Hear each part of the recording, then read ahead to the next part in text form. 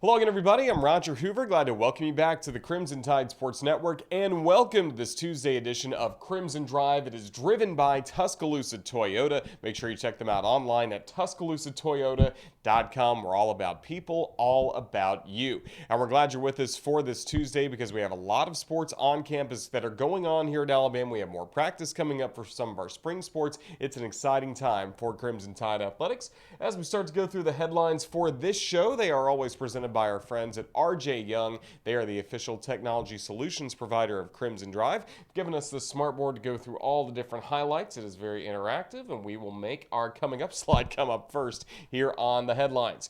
We will take a look back at Alabama men's basketball's win against Missouri this past Saturday as we take a look at the Courtside cam highlights with Chris Stewart, Brian Passing, Tom Stipesy, their reactions to all the big plays Alabama had in that comeback win over Mizzou. Jahvon Quinerly was Alabama's leading scorer in that ball game. He joined Chris on the radio after the game, so you get to hear from Jahvon Quinerly as well. And then last night on Hey Coach, which is always streaming live here on our Facebook page, the video version of the show, we were joined by Brad Bohannon, the baseball coach for the University of Alabama. He's gearing up for his 5th season at the helm of this program, and practice starts later this week for the Crimson Tide. Opening day on February 18th against Xavier here in Tuscaloosa. So we had a great chat with Coach Bohannon. Not bad. Looking back at last year just a little bit, Alabama made it to the SEC tournament, made it to the NCAA tournament, and now wants to go even further this year. So a great conversation with Coach Bohannon. And then gymnastics after the big win against Kentucky this past Friday night. In the home opener, Alabama once again getting ready for a road trip, going down to the Plains to take on the Auburn Tigers in gymnastics on Friday. We'll have Coach's Checklist with Dana Duckworth to round out the show in just a bit. As we continue going through the headlines, we'll start with men's basketball because on Saturday, again, that 86-76 win against Missouri seemed like the Tigers hit every shot they took early in the ball game and early in the second half, but Alabama was able to withstand that, had some great moments, especially down the stretch as the Crimson Tide get the win, and now Alabama has won 2 straight. On the Tuesday edition of the show a week ago, we were talking about 3 straight losses for Alabama. Since then, wins over LSU and Missouri certainly held serve at home, and now the Crimson Tide get to hit the road to take on the Georgia Bulldogs at 5:30. Georgia's had a tough season, 0-6 in the SEC. They've been 5-14 overall, but again, this is their home gym. They do have a very talented roster, and Coach Oates, as he talked about with us last night on Hey Coach, this is another maturity test for his basketball team. Alabama's played well against some of the top flight competition on their schedule, but at times when they're going into a matchup that doesn't have the same kind of buzz, he hasn't seen the kind of starts he wants to see or the defense against opponents like this. So huge game tonight against Georgia. Our radio coverage will start at 4:30, and it's really important that Alabama picks up a win today against Georgia in order to keep building the buzz and hype for what we anticipate to be a great matchup on Saturday at home against Baylor. We'll be talking more about that later on in the week on our Thursday edition of Crimson Drive. Women's basketball team last Sunday defeated Auburn 75-68. It was a fun time down on the Plains. Another comeback victory for Alabama. Brittany Davis led the Crimson Tide with 24 points in that ball game, and give Megan Abrams a lot of credit. Only one day back, returning from the COVID protocol, scored 10 points. Had a great performance as well for Alabama. Some big second half three-pointers by Hannah Barber were key as well. And Alabama's 6th straight win over the Auburn Tigers. Alabama, for now 3 years in a row, has not lost to Auburn in the regular season. So great streak for Coach Christy Curry. Coming up on Sunday, the Crimson Tide will be home against Missouri, a little later tip time than what we typically have on Sundays for women's basketball, 5 o'clock at Coleman Coliseum. Certainly hope you can join us then. We'll also have a Courtside cam available here on our Facebook page. A couple of other notes from Crimson Tide Athletics. The gymnastics team, as I mentioned, had a good win against Kentucky. Now the Crimson Tide will try and keep it going on the road against Auburn. Crazy how the schedule works out for Dana Duckworth and the Tide gymnastics team. 3 of the first 4 meets of the season in this month of January on the road away from Tuscaloosa. She'll talk about that a little bit later on coming up in Coach's Checklist. Women's tennis, great wins over Samford and Troy. They're certainly off to a good start. Congratulations to Coach Mize. And then, as we said as well, the baseball team beginning practice coming up on Friday. So we are about a month away from the start of Crimson Tide baseball, February 18th against Xavier. And coming up, you'll hear from the head coach of the Crimson Tide, Brad Bohannon. But first, let's take you back in time to Coleman Coliseum on Saturday. You knew Alabama really needed to win against Missouri, trying to avenge a loss from a couple weeks earlier in Columbia, Missouri. And things did not get off to a great start for the Crimson Tide, but they would have a great finish. Here's Coach's check. Here is all the Courtside cam highlights coming up from the Saturday win for the Crimson Tide against Mizzou. throws it back out to JQ. Fakes a three, looks ahead to Britton, lays it up and in for two. And he got fouled. A chance for the and one. When the lid went off the place, I looked to make sure we were still structurally sound and missed the whistle. How about the move by Nate Oates to do something that nobody expected, going deep on his bench to a walk-on, and Britton Johnson, a guy that you know is going to give you great energy, got the offensive rebound and a three-point play opportunity, not able to make the free throw, but you can feel the energy changing in this building, and hopefully we'll see it on the court as well as Britton gets out there on defense. Top of the arc, Gurley left alone, now feeds it over into the corner. Ellis, three, bottom. Extra pass from Quinerly, a good one. Well, a couple extra passes. It went around the horn, and Alabama ultimately gets it to a wide open Keon Ellis.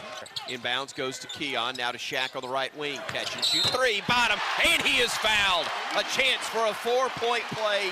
Shaq, no hesitation, let it fly, buried it. Front court with it is JQ. Keeps the dribble alive, feeds Keon. Spots up, three, bottom. Another APS three for Bama. The tie to within one. JD, right corner, three, bottom. Great spot up and a great find from Jahvon Quinerly. And I like the fact that JD isn't hesitating. He's struggled in this game. He has hit a three, but he's letting it fly when he's open. That's a good sign. Open look, three, too strong. Tip is good by Miles, and he got fouled. A great play by Darius Miles, the tip in. Got hit in the process. With 20 on the shot clock. Near steal, JQ does get it. He'll drive in, gets to the rim. Reverse layup is good. Great hustle by the kids, mopping up the moisture on the floor. They had to sprint to get out of the way. JQ on the drive into the lane. Bounce pass to himself. Throws it back out. Keon, step back, three, bottom.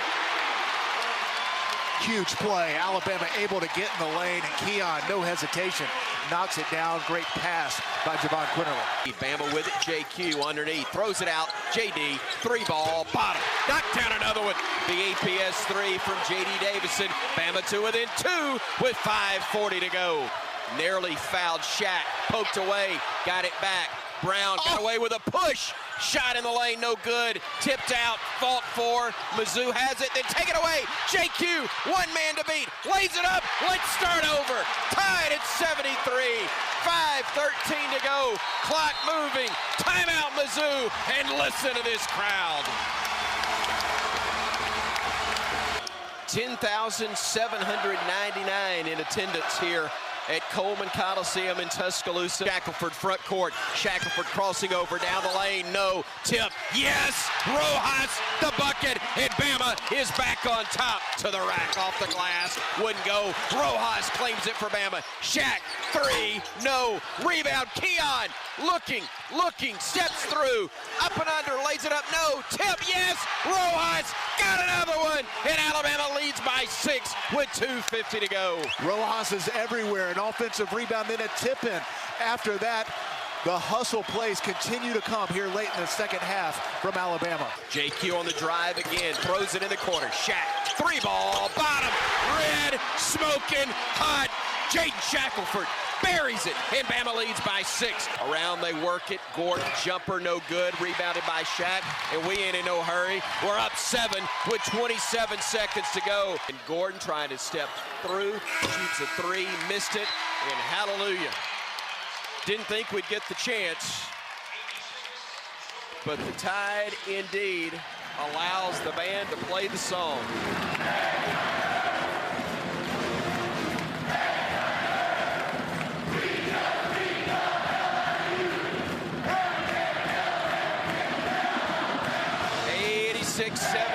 Your final. Bama gets up off the deck and improves to 13-5 on the year, 4-3 in conference play. Gentlemen, sitting down to join us courtside, though, was a major part of this one. He came off the bench. He was able to help the Crimson Tide to the 86-76 win. Wow, what a second half performance for Alabama, and specifically for the man who joins us here courtside now, talking about JQ, Jahvon Quinerly. 13 second half points, 5 boards. Oh, you almost got the double-double. 9 assists. You got the dub. That's what matters. Congratulations. Yes, sir. Yes, sir. Happy for you. Thank you. Tell us about specifically halftime when your team was down 4, I believe, at the break to a team that's giving you fits. You know, man, just coming out slow, you know, it's real tough. You know, Coach just emphasized playing hard. He just emphasized, you know, playing harder and, you know, doing the blue-collar stuff that we're known for. And, you know, we just didn't come out to play today. But, you know, at the end of the day, we got the win. You know, we showed our fight. This is a group that's going to fight at the end of the day. And, you know, I'm just proud of the guys because we pulled out another tough SEC home game. And, you know, we just got to come out better to play. Yeah. Where's the fine line of playing with urgency and not with panic? Can you repeat that question? Yeah, I was just saying, where's that fine line? Because you want to play with urgency, but you can't panic. You can't let it negatively affect what's already a rough situation. You know, I think it just comes down to being solid. You know, trying to take care of the ball, playing hard on defense, just being solid. If things aren't even going your way offensively, just making sure you're being solid on the defensive and offensive end. You asked for the role that you've got in the last 2 ball games, coming off the bench. Tell me, though, about the guy that started in your spot, J.D. Davidson. Didn't have a great game last time, but he was huge for you guys tonight. No, he's huge. You know, we're just trying to constantly build his confidence. You know, he's a great athlete, and you know, he's coming along. He's a freshman. He's young. You know, I'm just trying to, you know, just kind of big brother him a little bit. Sure. You know, and you know, I'm proud of him, and he was big for us tonight. We just got to keep building on it. You know, that's something I'm gonna go and talk to him about right now. Like, you have to build on this performance. We're gonna let you do that. We're proud of you, and we appreciate you. A great performance from you and your teammates as well. Thank you, my guy. Appreciate it. Appreciate you. JQ, Jahvon Quinerly, a huge effort tonight as Bama wins it by a final score of 86-76. Again, Quinerly with 13 points, all in the second half. 5 rebounds, 9 assists for the basketball game as Bama wins it by 10. Great calls from Chris Stewart, Brian Passink, and a great conversation as well with Jahvon Quinerly after Alabama picked up its 2nd straight win against the Missouri Tigers last Saturday. Now tonight, important ball game for the Tide to try and keep it going in Athens, Georgia. Don't forget, our radio coverage for Alabama against Georgia will be pretty close to after we wrap up, only about an hour and a half later after we wrap up this edition of Crimson Drive, coming your way at 4:30 across the radio network. We're looking forward to Alabama against Georgia tonight in men's basketball. We know the baseball season is getting closer and closer. That's why last night on Hey Coach, presented by Alpha Insurance, it was a great opportunity for us to catch up in person with the head coach of the Crimson Tide baseball team, Brad Bohannon. His spring practice is starting coming up this Friday, and opening day coming up February 18th against the Xavier Musketeers at Sewell Thomas Stadium. Always great to talk with Brad Bohannon. Here's our conversation from last night's edition of Hey Coach. And roll Tide, Coach. Roll Tide, Roger. Got some people in here that are really fired up for baseball season. You can tell that already, can't you? Yeah, you know, I've said this a few times. Our fans have just been unbelievably patient and supportive as we've rebuilt our program. And, you know, I really feel a burden to our fans to get our program back to where it should be, and that's competing for championships. And I think the group that's been with us, they're going to be very pleased with what they see on the field this spring. A lot of steps forward taken last year. As you've had some more time to kind of reflect on the season, what are you most proud of about the 2021 Crimson Tide? Really just the way they stayed together and responded with all the adversity. You know, there was everything that everybody knows with the injuries and some things behind the scenes. And the kids, they just never flinched. They stayed together, and they truly gave us everything that they had. And that's all you can ask for as a coach. So really proud of that. And I think that, you know, everybody uses the word culture, but the environment that we have within our program that was so evident last year, I think can continue to be a strength for us going forward. Of course, the fans are really hungry to get back to Hoover for the SEC tournament, and then they love the fact that Alabama had a long stay there. The wins against South Carolina and Tennessee, and then played well against Florida. You had to be really proud of the steps forward from that week. Yeah, that's just such a great event, and that's the SEC tournament's an event that Alabama's supposed to be in every year, and we're supposed to play to the weekend. And that was an awesome experience, especially for some of our more local kids. I mean, there's guys like Brock Guffey and Landon Green and Sam Prater. I mean, they have been to 50, 80, 100 SEC tournament baseball games, and to play in that event for them. Peyton Wilson, another one. So it's a big deal for our program, and excited to get back there this year. And also back to a regional for Alabama baseball. That was another step forward and a great weekend we had in Ruston. Yeah, it was a good experience. You know, I think a lot of coaches will tell you across the different sports that a lot of times you have to get to a regional before you win one, or get to Omaha before you win it all, and get in the NCAA tournament or into a big bowl game or playoff before you win it all. So glad for our returning players that they got to experience that last year, and you know, now this year the goal is to win a regional. And once that last game was complete in Ruston, what were the next steps for your program in the summer and the fall? You know, summer recruiting was just crazy because we hadn't been on the road for 18 months, and you know, college baseball recruiting is nuts because you're recruiting 3 or 4 classes at a time. I mean, you're looking at freshmen and sophomores, you're looking at kids that just finished their senior year or year in junior college, and then this transfer portal thing happened for the first time. And you know, I had an 18-hour period where I was up in Cape Cod watching Hunter Furtado. So there's this, you know, 6'4" lefty touching 95 up in the Cape. And I get on a plane and I fly and I land in Birmingham, and Coach Rada sent me a text, hey, can you run over to field 3 and watch this 14-year-old? And I'm like, sure. You know, so, you know, within an 18-hour period, I'm watching Hunter Furtado throw a ball 95, and then I'm watching a 14-year-old kid play. And that's just the dynamics of our sport and our industry, and it'll keep changing. And it's all about relationships, and I'm sure just getting back on the road, having your staff on the road has meant a lot for what you're trying to build in the future. Yeah, recruiting's everything, and I think across any industry or business, like, people are everything, and you know, it starts with your staff. We got just an awesome coaching and support staff, and it's really important to get the right people. You know, you got to have talent, but you also got to have the right personalities and intangibles, and you know, I feel like we've got all those things in place right now. And then when you get all the players here on campus, they go through the fall semester, and a huge part of that is development. What you like about fall baseball at Sewell Thomas Stadium? You know, Roger, this was the easiest fall I've ever had as a coach, and I say that as a compliment to our older kids. And they're just unbelievably low maintenance, and we finally have some maturity. And I think it was late December before I had a kid in the office, you know, and that was for, you know, 4 parking tickets. You know, we didn't have a single, to my knowledge, missed class or missed tutor or issue. Or, I mean, they go where they're supposed to go, they do what they're supposed to do, and take care of business. And that bleeds over onto the field. And, you know, kids like Drew Williamson and Jim Jarvis and Brock Guffey and Landon Green and Jacob McNary. You know, end of the year meetings in the fall, I've got Brock Guffey in the office, and we're talking about him going hunting for the break and this and that. And I'm like, all right, man, we'll have a great break. And he's like, Coach, we need to talk baseball. And I'm like, hey, man, we've been together 4 years. I don't have anything new for you. I hadn't been holding out, you know, any nuggets of knowledge. Those older kids have done a good job of teaching the younger kids how to go about their work and how to prepare. Now, does Brock Guffey have anything new for you? Is he still experimenting with his arm angle, anything like that for him? I think he's even got a new arm angle. I think he's got like 17 arm slots, and Brock's going to pitch a lot of big innings for us this year.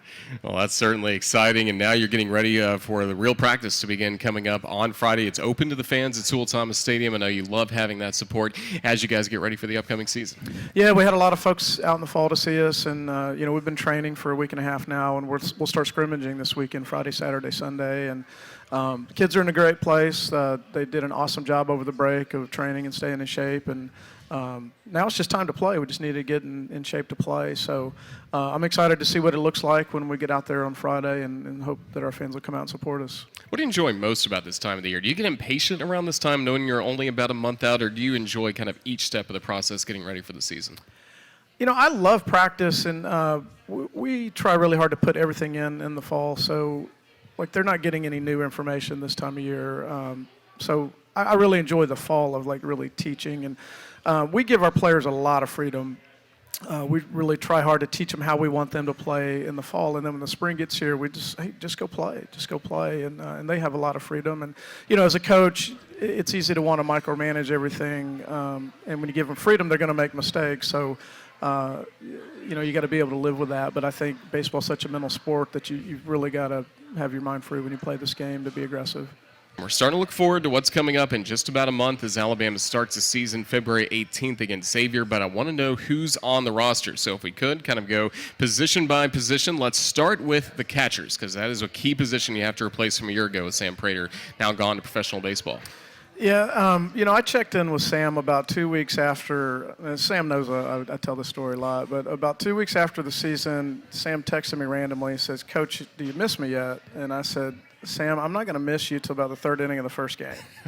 And I was joking, but a catcher handles every pitch of the game, and if you got to have a good catcher, and if you have a good offensive player at a defensive position, it can really change your team, and that's what Sam Prater was. I mean, he was a middle of the order SEC hitter and a well above average SEC defensive catcher. So there was a lot of stress in my life over a few months, just thinking who are we going to catch, after Sam's gone. So we brought in 2 junior college players, and probably the superstar of the fall for us was Dom Temez, and we had to bring in 2 older kids during COVID. We couldn't go watch them, so we brought in Graham Crawford and Dom Temez, 2 junior college catchers, without seeing them with our own eyes. You just had to look at video and stats and talk to their coaches and scouts. And Dom, I think he hit 6 or 7 home runs this fall, and hit one in a scrimmage against Ole Miss. And he can really throw, and he's probably going to hit in the middle of the order somewhere for us. So he's been a pleasant surprise. And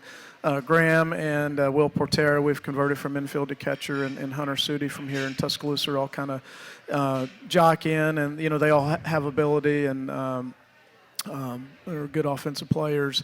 The infield, you're going to see a lot of familiar faces. Obviously, Drew Williamson's back at first, and Davis Heller's back, and Eric Fago, transfer from Stetson, as a first baseman, and Jim Jarvis and Bryce Ebelin are going to see a lot of time in the middle, and Caden Rose can play some middle infield. But Bryce Ebelin, maybe one of our most improved players. He's one of those guys that every day I watch him, I'm just like, how did I not get this guy more at-bats last year? He's just a really good player. And I don't know who will play the majority of time at short or second, but they're both true, above-average SEC shortstop defenders. And Zane Denton's back at third. And Zane had a great season for us last year. And was all SEC defensive team and probably our most consistent hitter, so glad to have him back. And Jimmy Thies is a freshman that's working at all 3 infield spots, and Will Hodo's working at the corners. And, a couple nights ago, Kim asked me, she's like, hey, how's practice going? Who's standing out? And I said, man, this kid Will Hodo is just mashing. And Kim's like, who is that? You've never heard you talk about him. And, some of the other new kids get a little more hype, but Will Hodo and Garrett McMillan are 2 new guys that are just really taken off and made some huge strides the last few months that we're excited about. Going to be really athletic in the outfield. Owen Diodate's made some good strides defensively. I'm very comfortable with him playing out there. William Hammeter, back from last year, had a really good season, really good player. Going to hit somewhere in the top or the middle of the order. Caden Rose and Andrew Pinckney and Tommy Seidel, a transfer from Harvard, are 3 right-handed hitting outfielders that are just well above average defensively. They're plus athletes, and probably kind of those 3 guys play some matchups against the opposing pitcher. But we've got some depth, and I think we got a nice balance of left and right. We've got some power. I think this is a team that's going to hit 75 or 80 home runs, and we got some length to our lineup. There's last couple of years, there's been some times you write that lineup card and you get past 4 or 5 and kind of throwing darts at the dartboard. But I feel very good about at least 7 or 8 guys in the lineup of being, SEC quality. So I really think we have a chance to be middle of the pack or even better offensively. And that's a big statement with this league, knowing that there's going to be 9 or 10 top 25 caliber teams in the league.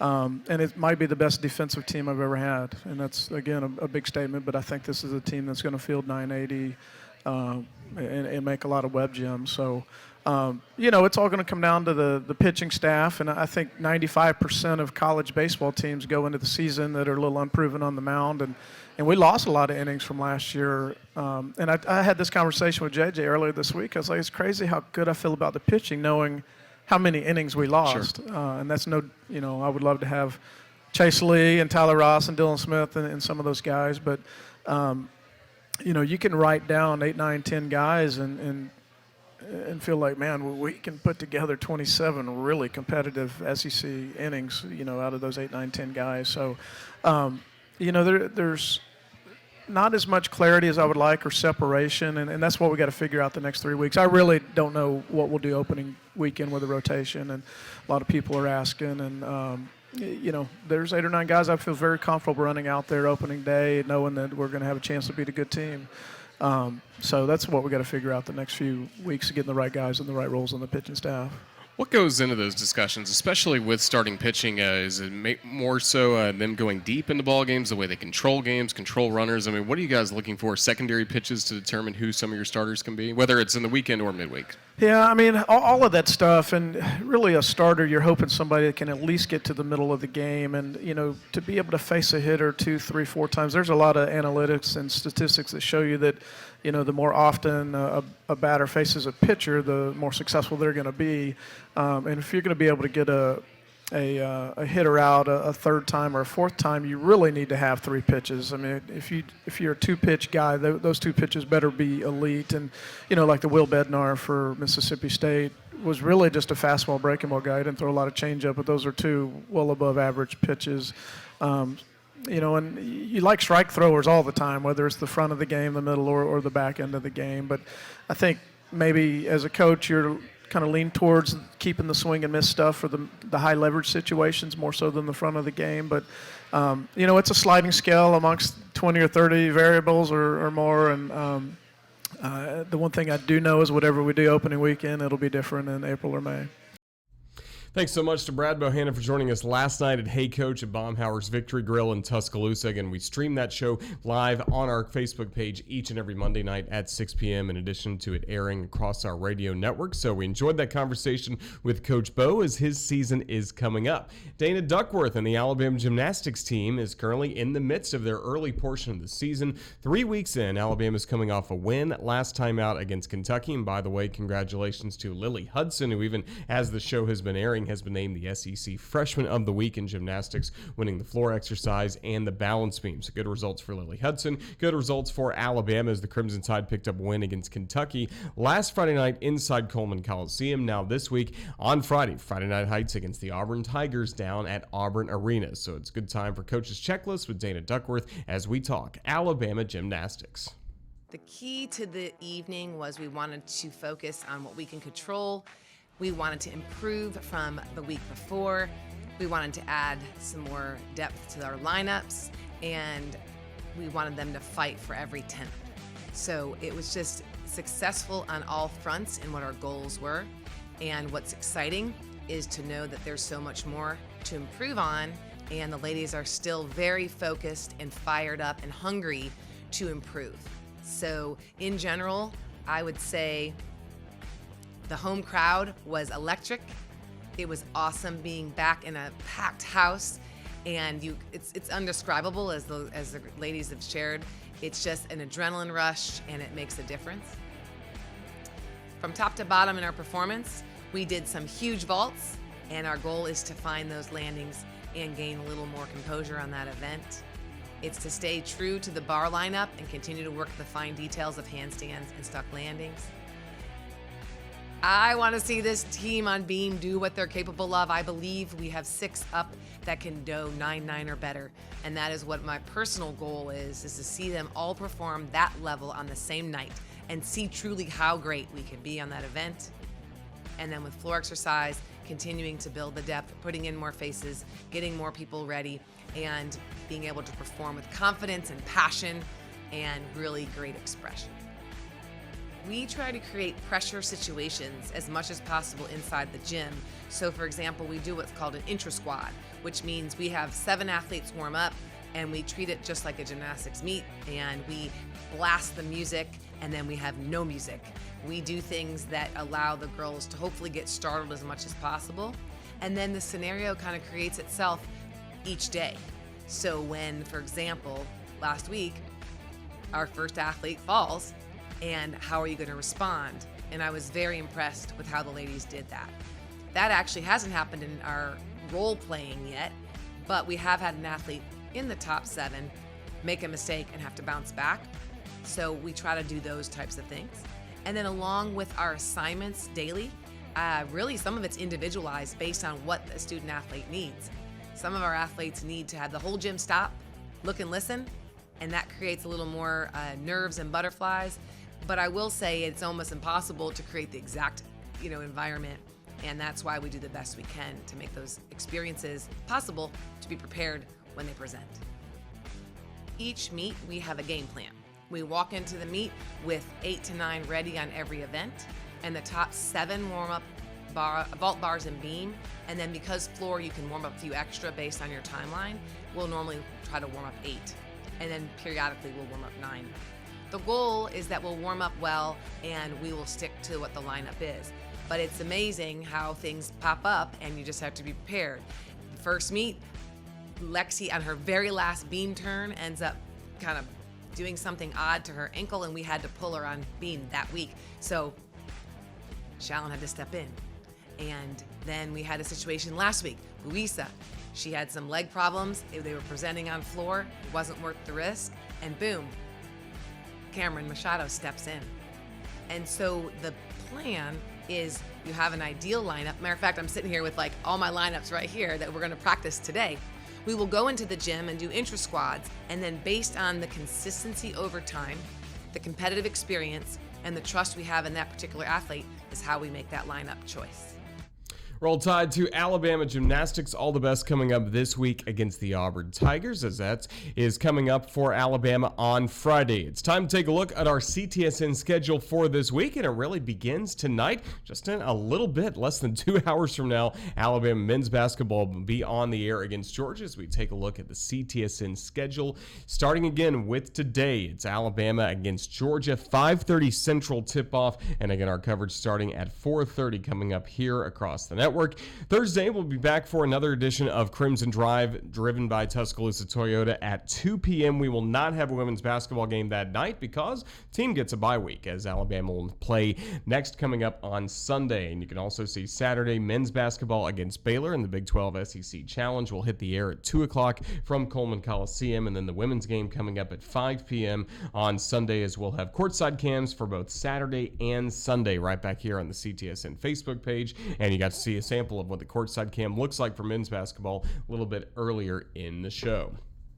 It's going to wrap up this edition of Crimson Drive, driven by Tuscaloosa Toyota. Make sure you check them out at TuscaloosaToyota.com. Huge thank you to Ethan Carabin, our producer, for putting this show together. Thanks as well to Brad Bohannon for joining us last night on Hey Coach. We'll have another edition of this show coming up on Thursday at 2 p.m. Central, right back here on the CTSN Facebook page. For everybody with Alabama Athletics and the Crimson Tide Sports Network, this is Roger Hoover saying so long on this Tuesday, and Roll Tide.